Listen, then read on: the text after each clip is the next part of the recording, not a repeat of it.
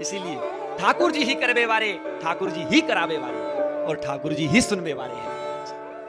आपके हृदय में बैठ करके भगवान ही श्रवण पान कर रहे हैं। व्यास गादी पर बैठ करके राधा रमण जी ही इस कथा का गायन कर रहे हैं, और स्तब्ध होकर के इस सारी कथा को आयोजक रूप से बना करके राधा रमण जी इसको समापन विश्राम कराने वाले हैं।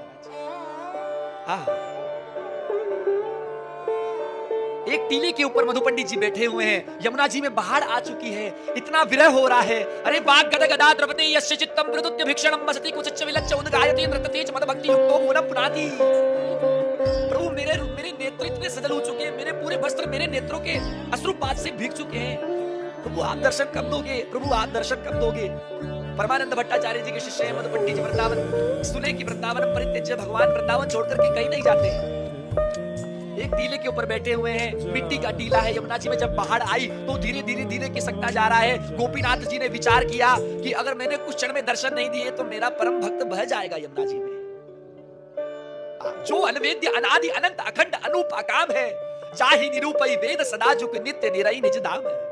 जो घन रंजन दुख विभंजन जन जन गर्भ हरि सुख धाम है, सोई त्रिलोकी को नाथ अली वृषभानु लली की गली को गुलाम है। जैसे कोई युवती जब जमुना जी में स्नान करती है तब अपनी भीगी हुई साड़ी ते तब वह वृंदावन की ब्रजवीथियन में जब विचरण करती है तो वाकई निभि के भाग से कोने में से बूंद बूंद बूंद बूंद बूंद बूंद बूंद बूंद बूंद बूंद की रेखा खिंचती चली जाती है। तब वाकई भाई हिसाब से जब श्री प्रिया जी श्याम सुंदर के दिव्य प्रेम प्रगाढ़ में स्निग्ध होती है तो सप्त सप्त सिंधु प्रतीत होते हैं। रणराग सिंधु, वात्सल्य सिंधु, कृपेक सिंधु, लावण्य सिंधु, अमृत स्वरूप सिंधु, श्री राधिका स्मृति केल सिंधु।